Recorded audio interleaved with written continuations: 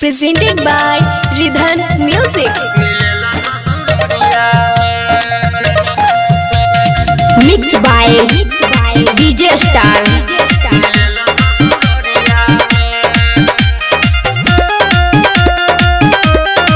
Bholenath recording studio Banawar Bishunganj. छौके हो लखनऊ के जइबो ससुरारवा आखिरी मिलन हो कवेरे लभरवा।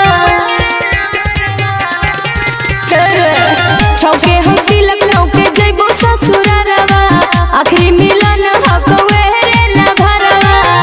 अपने मुलाकात हो तो फोन पे खाली बात हो तो कैसे मुहवा देखनी अपन जान के।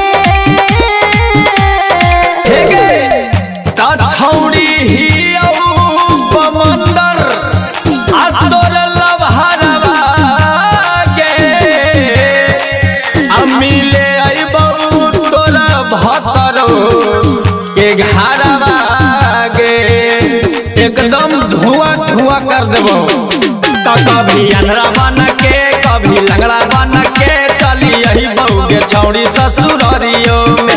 कभी लंगा बन के भीखा मंगा बन के मिले यही बहू की तोर ससुररियो में।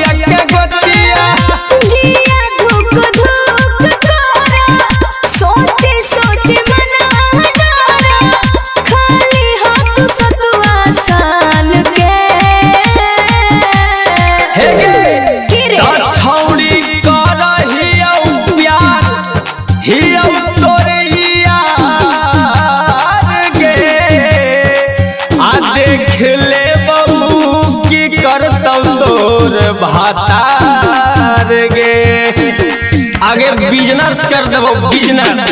तो कभी चोली लेके कभी साया लेके मिले आई बहू गे छौड़ी ससुररिया में। कभी नाइटी लेके कभी लहंगा लेके बेचे आई बहू मिले ला ससुररिया में।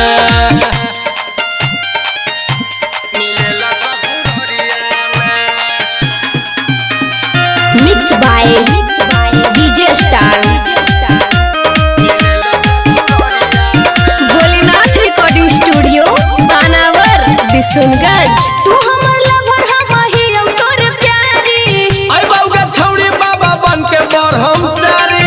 काम तोर होबो सफल करबो ए तवारी। हे हम तेरी बेटा कुंदन बिहारी। तू हमर लवर हम ही हम तोर प्यारी आई बहू गे छौड़ी बाबा बन के ब्रह्मचारी। काम तोर होबो सफल करबो ए तवारी।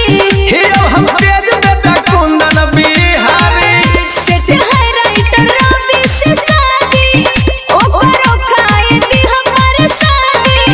रहे तू तो अपन हिम्मत बांध के। बोली ने तो छौड़ी हमारा न कहियो तू भूलैहा गे मिले आई बहुत काम तू चलैहा गे।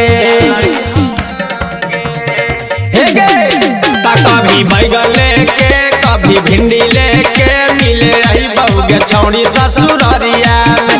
कभी आलू लेके कभी परवल लेके मिले आई बहू की तोर ससुररिया में। Bholenath recording studio Banawar Bishunganj.